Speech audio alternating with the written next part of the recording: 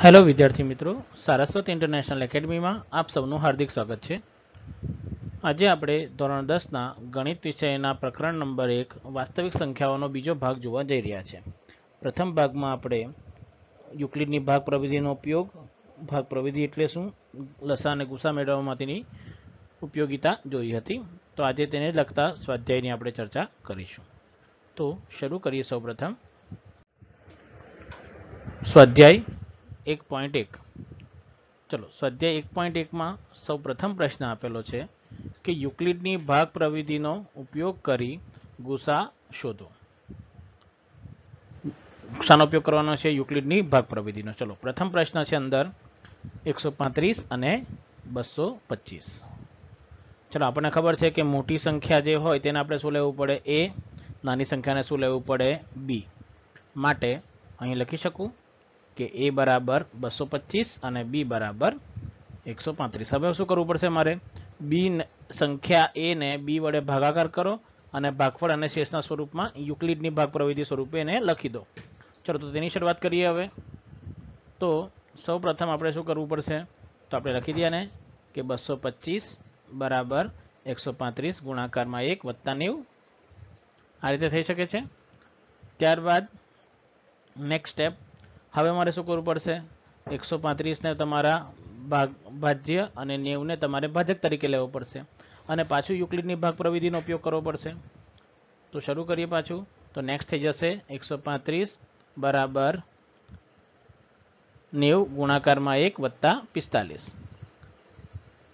પાછું હવે 90 ને ભાજ્ય અને 45 ને ભાજક તરીકે લેવું પડશે. તો પાછું તો યુક્લિડની ભાગ પ્રવિધિનો ઉપયોગ કરો. તો હવે થઈ જશે 90 બરાબર 45 ગુણાકારમાં 2 વત્તા 0. તો આ પ્રવિધિ આપણે ક્યાં સુધી વાપરીએ છીએ? જ્યાં સુધી શેષ શૂન્ય નહીં થઈ જાય. તો અહીંયા શેષ શૂન્ય થઈ ગઈ છે. તો આ ક્રિયામાં તમારો જે ભાજક હોય તે તમારો શું બની જાય છે? ગુસા. માટે આનો ગુસા કેટલો બની જશે? 45.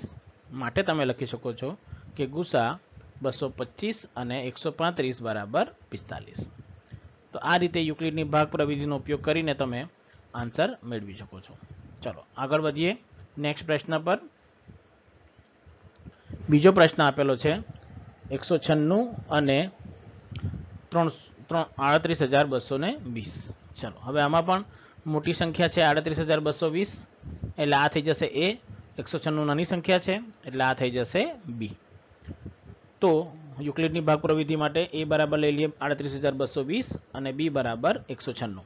હવે જ્યારે તમે યુક્લિડની ભાગ પ્રવિધિ અહીંયા લગાવશો તો તમને મળશે 38220 બરાબર 196 ગુણાકારમાં 195 વત્તા 0. એટલે કે આ સંખ્યા ડાયરેક્ટ જ 196 વડે ભાજ્ય થઈ જશે. તો હવે તમારો જે ભાજક છે 196, કારણ કે શેષ શૂન્ય થઈ ગઈ છે એટલે તે તમારો શું બનશે? ગુસા. માટે તમે અહીંયા લખી શકો છો કે ગુસા 38220 અને 196 નો આવશે 196. તો આ પ્રમાણે તમે આનો જવાબ મેળવી શકો છો. ચાલો, નેક્સ્ટ અને ત્રીજો પ્રશ્ન છે આનામાં જ. હવે ત્રીજી સંખ્યા આપેલી છે મને 867 એટલે 867 અને 255 એટલે 255. પાછું મોટી સંખ્યા એટલે 867 તમારું થઈ જશે એ, 255 થઈ જશે બી. ચલો, સાદુરૂપ આપીએ તો આપણને મળશે એ બરાબર 867 અને બી બરાબર 255. ચલો, યુક્લિડની ભાગ પ્રવિધિનો ઉપયોગ કરીએ તો હું લખી શકું છું 867 બરાબર 255 ગુણાકારમાં 3 વત્તા 102. પાછું 255 તમારે ભાજ્ય અને 102 તમારે ભાજક લેવાનો છે. તો યુક્લિડની ભાગ પ્રવિધિ લગાવો પાછું એમાં, તો તમને મળશે 255 બરાબર 102 ગુણાકારમાં 2 વત્તા 51. હવે 102 ને ભાજ્ય અને 51 ને ભાજક તરીકે લો. તો હવે 102 બરાબર 51 ગુણાકારમાં 2 વત્તા 0. હવે શેષ પાછી શું થઈ ગઈ? શૂન્ય. એટલે તમારો જે ભાજક હતો એટલે કે 51 તે તમારો શું બની જશે? ગુસા. માટે અહીંયા તમે શું લખી શકો છો? ગુસા 867 અને 255 બરાબર 51. તો આ પ્રમાણે તમે આનો ઉપયોગ કરીને જવાબ મેળવી શકો છો ખૂબ જ સરળતાથી. તમારે ધ્યાન રાખવાનું છે કે તમે તેનો ઉપયોગ કેવી રીતે કરો છો. તો આ પ્રક્રિયા હતી કે તમારે બે સંખ્યાનો ગુસા શોધવો હોય અને યુક્લિડની ભાગ પ્રવિધિ પ્રમાણે, તો આનો ઉપયોગ કરીને તમે શોધી શકો છો. ચલો, હવે આગળ વધીએ બીજા પ્રશ્ન તરફ. બીજો પ્રશ્ન છે, દર્શાવો કે કોઈ પણ અયુગ્મ ધન પૂર્ણાંક સંખ્યા કોઈક પૂર્ણાંક q માટે 6q + 1, 6q + 3 અને 6q + 5 સ્વરૂપે અથવા એ પ્રકારની હોય છે. હવે અયુગ્મ ધન પૂર્ણાંક માટે અને કોઈ પૂર્ણાંક q ના સ્વરૂપમાં જો મારે દર્શાવવું હોય તો તેને 6q + 1, 6q + 3 અને 6q + 5 વડે દર્શાવી શકું. એટલે કે ધારી લઈએ કે કોઈ ધન પૂર્ણાંકને a માટે અને b બરાબર શું લેવું પડશે, જેનો ગુણક છે, એટલે કે b અહીંયા શું આવશે 6. માટે અહીંયા લખી શકું કે ઉકેલમાં કોઈ અયુગ્મ ધન પૂર્ણાંક a લઈએ અને આપણે પૂર્ણાંક a અને b બરાબર 6 માટે ભાગ પ્રવિધિનો ઉપયોગ કરીએ. ચલો તો હવે યુક્લિડની ભાગાકારના પૂર્વ પ્રમેય પરથી શું થઈ જશે, a બરાબર 6q + r, જ્યાં q એ કોઈ પૂર્ણાંક છે. ચલો r નું મૂલ્ય કોની વચ્ચે આવે, 0 થી 6 ની વચ્ચે, અને પૂર્ણાંક સંખ્યા હોવાથી r બરાબર મળશે 0, 1, 2, 3, 4 અને 5. હવે ક્રમ અનુસાર 0, 1, 2, 3, 4, 5 તમારે અહીંયા મૂલ્ય મૂકવાનું છે. ચલો મૂલ્ય મૂકશું તો આપણને શું મળશે તે જુઓ. પહેલું મળશે a બરાબર 6q અથવા 6q + 1 અથવા 6q + 2 અથવા 6q + 3 અથવા 6q + 4 અથવા 6q + 5 મળશે. આપણે આના અલગ અલગ મૂલ્ય કયા કયા 0, 1, 2, 3, 4, 5 મૂક્યા છે, તો તેને અનુસાર મને 6q1 મૂકીએ તો 6q + 1, તે જ રીતે અનુક્રમે સંખ્યાઓ મળે છે. ચલો હવે હું વાત કરું ત્રણ સંખ્યાઓની, 6q, 6q + 2 અને 6q + 4 ની. હવે જ્યારે હું આ ત્રણ સંખ્યાની વાત કરું છું તો એને હું લખી શકું છું, કારણ કે અહીં એ અયુગ્મ હોવાથી 6q, 6q + 2 અને 6q + 4 ન હોઈ શકે, કારણ કે આ બધા જ 2 થી વિભાજ્ય છે. જો 6q ને તમે 2 થી ભાગાકાર કરો એટલે 3q જવાબ આવશે, 6q + 2 ને 2 થી ભાગાકાર કરશો એટલે 3q + 1 આવશે, અને 6q + 4 ને ભાગાકાર કરશો 2 થી તો તમને મળશે 3q + 2. એટલે બધી જ સંખ્યાઓ શું થઈ જશે, 2 થી વિભાજ્ય. હવે 2 થી વિભાજ્ય હોય તો અયુગ્મ નહીં બનીને શું બની જાય, યુગ્મ સંખ્યા. પર આપણે અંદર પૂછેલી છે અયુગ્મ માટે આ સંખ્યાઓ શક્ય નથી. તો હવે બચી ગઈ કઈ સંખ્યા, એક આ સંખ્યા બચી ગઈ, બીજી કઈ સંખ્યા બચી ગઈ, 6q + 3 બચી ગઈ, ત્રીજી કઈ બચી ગઈ, 6q + 5, અને તે જ મારા શું છે પ્રશ્નના જવાબ છે. તો માટે લખી શકો કે કોઈ પણ અયુગ્મ ધન પૂર્ણાંક એ 6q + 1, 6q + 3 અથવા 6q + 5 સ્વરૂપનો મળી શકે છે. તો તમારે ધ્યાન રાખવાનું છે કે તમે આનો ઉપયોગ કેવી રીતે કરો છો. તો આ થઈ જશે તમારા બીજા પ્રશ્નનો જવાબ. હવે વધીએ ત્રીજા પ્રશ્ન તરફ. ત્રીજો પ્રશ્ન આપેલો છે કે એક લશ્કરનું 616 સભ્યોનું જૂથ લશ્કરના બેન્ડના 32 સભ્યોની પાછળ કૂચ કરી રહ્યું છે. બંને જૂથ સમાન સંખ્યાના સ્તંભમાં કૂચ કરી રહ્યા છે. જે તે સ્તંભમાં કૂચ કરી રહ્યા છે તેવા કોઈ પણ સ્તંભમાં મહત્તમ કેટલા સભ્યો હશે તે ગણવાના છે. ચલો મને શું કીધું છે, કુલ સભ્યો પહેલા તો કેટલા છે, તો 616 સભ્યો જૂથના છે અને બેન્ડના 32 સભ્યો બીજા આપેલા છે. હવે સ્તંભ પ્રમાણે એટલે કે આ રીતે સ્તંભ અનુસાર આ બેન્ડ ચાલતું હશે આ સ્તંભ પ્રમાણે. હવે મારે સ્તંભમાં મહત્તમ કેવી રીતે રાખી શકું કે બધા જૂથમાં સમાન સભ્યો આવે. એટલે પાછો આવા પ્રશ્નમાં તમારે જોવાનું કે તમને કયો શબ્દ વધારે આપેલો છે. જો તમને મહત્તમ, વધુમાં વધુ, વધારેમાં વધારે એવા શબ્દોનો જ્યારે ઉપયોગ કરે ત્યારે તમને યાદ રાખવાનું કે તમારે ગુરુત્તમ સામાન્ય અવયવ એટલે કે ગુસા શોધવાનો રહેશે. ઓછામાં ઓછા, લઘુત્તમ અને આવું આવે તો તમારે લસા શોધવાનો આવશે. તો આપણે અહીંયા ગુસાની વાત કરીએ છીએ. તો હવે જોઈએ કે અહીંયા ગુસા કેવી રીતે મેળવવાનો છે. તો આપણે શું કરીશું કે આપણે આપેલ પ્રશ્નનો જવાબ આપવા માટે 616 અને 32નો ગુસા મેળવીએ. ચાલો તો ગુસા માટે શું કરશું, ભાગ પ્રવિધિ માટે a બરાબર થઈ જશે 616 અને b બરાબર થઈ જશે 32. ચલો ભાગ પ્રવિધિનો ઉપયોગ કરતા તો 616 બરાબર લખી શકું છું 32 ગુણાકારમાં 19 વત્તા 8. હવે 32 ભાજ્ય બનશે અને 8 ભાજક, માટે તમને જોવા મળશે 32 બરાબર 8. ગુણાકારમાં 4 કરી દઉં તો 32 આવશે, એટલે શેષ શું થઈ જશે 0. એટલે હવે તમારો ભાજક એટલે કે 8 તમારો શું બનશે, ગુસા બની જશે. માટે ગુસા 616 અને 32 બરાબર 8. એટલે તમે કહી શકો છો કે આમ તેઓ જે સ્તંભમાં કૂચ કરી રહ્યા છે તેવા કોઈ પણ સ્તંભમાં મહત્તમ 8 સભ્યો હશે. એટલે મહત્તમ 8 સભ્યોનું એક સ્તંભ તમે બનાવીને જૂથ પ્રમાણે ચાલી શકો છો. તો આ તમને મળશે તમારા ત્રીજા પ્રશ્નનો જવાબ. ચલો હવે વાત કરીએ ચોથા પ્રશ્નની. હવે આ બે પ્રશ્નો ખૂબ જ અગત્યના છે અને થોડાક નવા પ્રકારના છે, એટલે તમારે ધ્યાનથી જોવાનું છે કે શું કરવાનું છે આમાં. ચલો સૌપ્રથમ આપેલું છે મને પ્રશ્ન 4 કે યુક્લિડની ભાગ પ્રવિધિનો ઉપયોગ કરી દર્શાવો કે કોઈ પણ ધન પૂર્ણાંકનો વર્ગ કોઈ પૂર્ણાંક m માટે 3m અથવા 3m+1 સ્વરૂપનો હોય છે. ચલો મારે શું બતાવવાનું છે? કોઈ ધન પૂર્ણાંક નહીં, પરંતુ ધન પૂર્ણાંકનો વર્ગ કોઈ પૂર્ણાંક m માટે 3m અથવા 3m+1. એટલે પહેલા તો મારે ધન પૂર્ણાંક કયા લેવાના તેની ચર્ચા કરવાની. ધન પૂર્ણાંકો કયા ઉપયોગ કરવાના, તો તેના માટે એક સૂચના આપવામાં આવેલી છે તમારા બુકમાં. સૂચના આ રીતે છે કે ધારો કે કોઈ x ધન પૂર્ણાંક છે તો 3q 3q+1 અથવા 3q+2 સ્વરૂપમાં હોઈ શકે છે.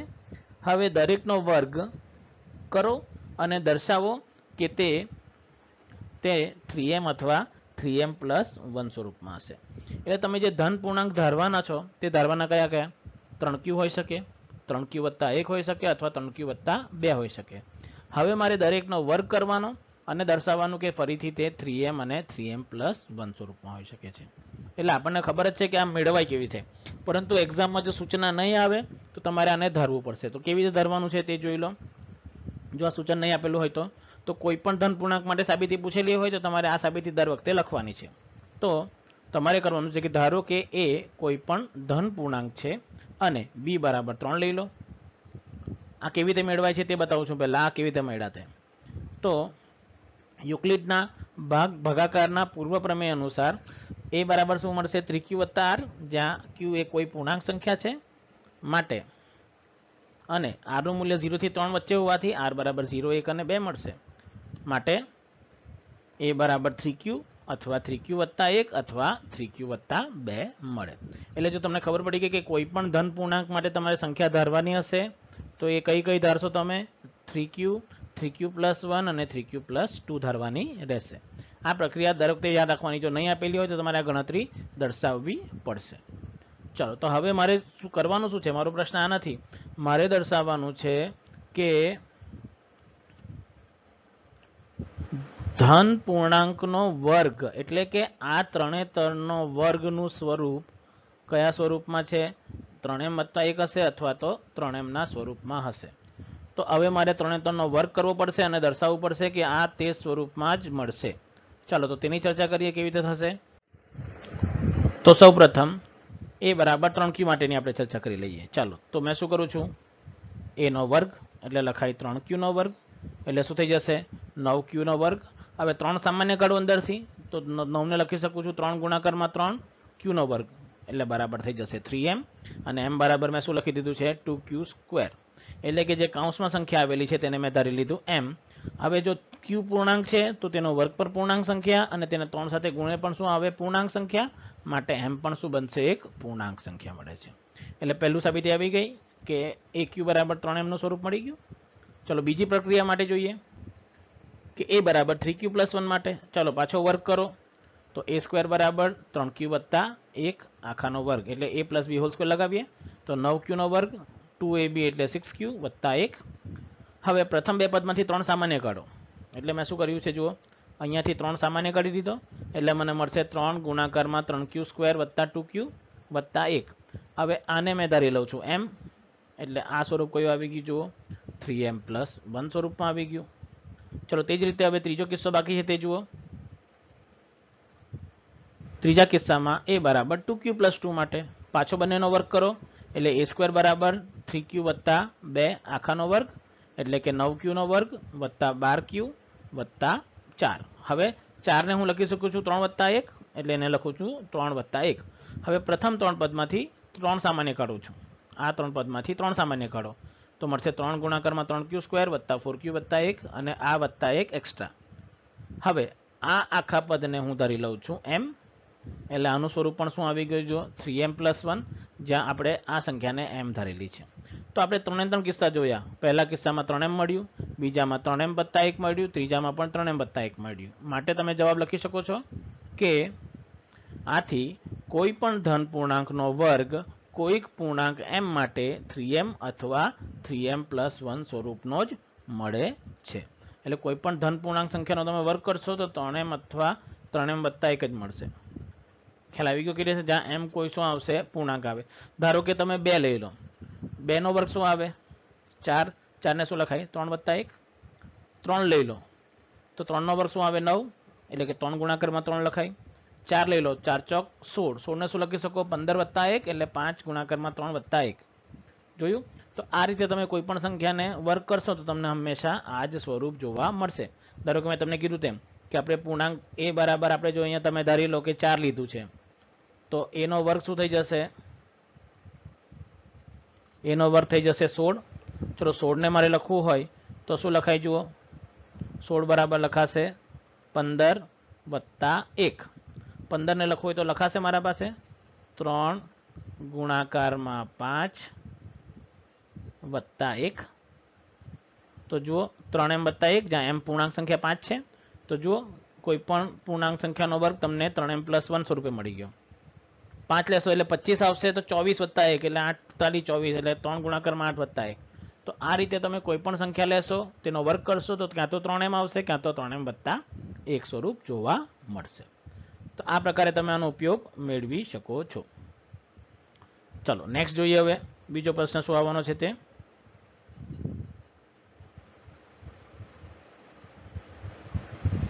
નેક્સ્ટ પ્રશ્ન આવશે હવે તમારો પ્રશ્ન નંબર 5. તે પણ આ જ સ્વરૂપનો છે. જો કેવી રીતે કરવાનો છે તેને. પ્રશ્ન નંબર 5 છે કે યુક્લિડનું ભાગાકારનું પૂર્વપ્રમેય વાપરીને દર્શાવો કે કોઈ પણ ધન પૂર્ણાંકનો ઘન 9m 9m વત્તા 1 અથવા 9m વત્તા 8 સ્વરૂપનો હોય છે. હવે મારે શું કરવાનો છે પાછો ધન પૂર્ણાંકનો ઘન. પહેલામાં આપણે વર્ગ કરેલું અને ઘન, તો ઘનનું સ્વરૂપ 9m 9m વત્તા 1 અથવા 9m વત્તા 8 ના સ્વરૂપનો હશે તે મારે મેળવીને આપવાનું છે. કોઈ પણ પૂર્ણાંક ધન પૂર્ણાંકનો ઘન કરશો તો. ચલો તો જુઓ કેવી રીતે આવશે. સાદુરૂપ આપીએ તો પાછી મારી પૂર્ણાંક સંખ્યા તો કઈ આવશે જે પાછલામાં વાપરેલી તે જ. એટલે ઉકેલમાં ધારી લો કે એ કોઈક ધન પૂર્ણાંક સંખ્યા છે, માટે યુક્લિડના ભાગાકારના પૂર્વ પ્રમેય અનુસાર a બરાબર 3q વત્તા r, જ્યાં q એ કોઈ પૂર્ણાંક સંખ્યા છે માટે, અને r નું મૂલ્ય 0 થી 3 ની વચ્ચે હોવાથી r બરાબર 0 1 2 3 મળશે.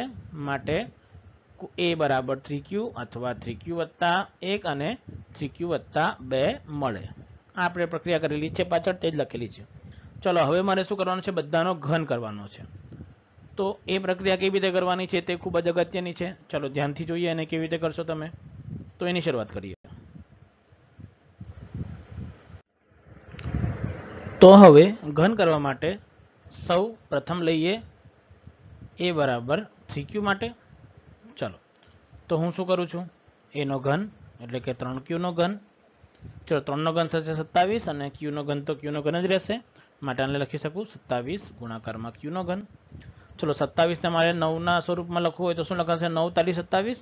એટલે મેં શું કરું છું, અહીંયાથી 9 અને 9 ગુણાકારમાં 3 અલગ કરું છું અને q નો ઘન અલગ રાખું છું 3 સાથે. તો આને લખી શકું 9 ગુણાકારમાં 3 q નો ઘન.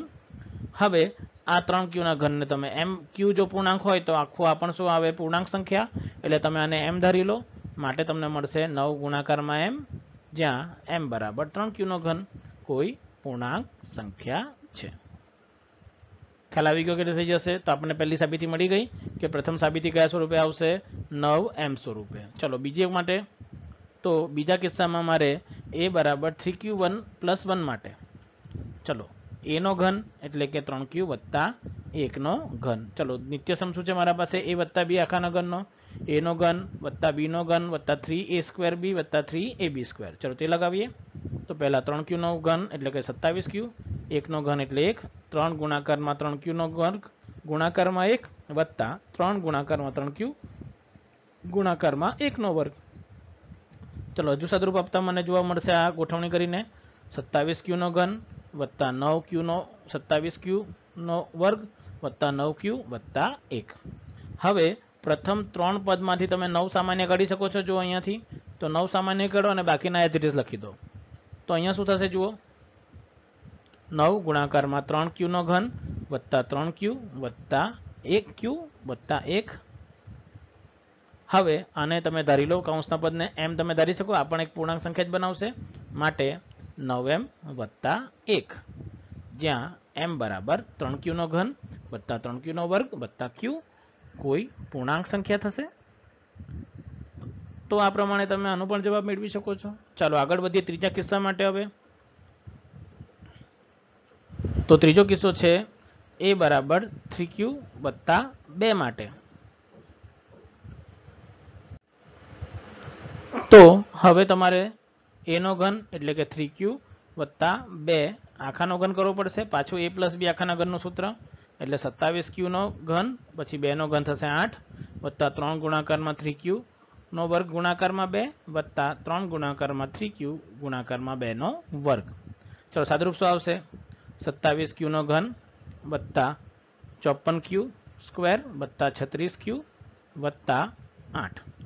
ચલો હવે શું કરી શકું? જો પ્રથમ 3 માંથી 9 સામાન્ય નીકળશે તો 9 સામાન્ય કાઢો પાછો, તો તમને શું જોવા મળશે? જુઓ, 9 કૌંસમાં 3q નો ઘન વત્તા 6q સ્ક્વેર વત્તા 4q વત્તા 8, અને જે કૌંસમાં સંખ્યા આવેલી છે તેને તમે પાછું m ધારી શકો છો, માટે 9 કૌંસમાં m વત્તા 8.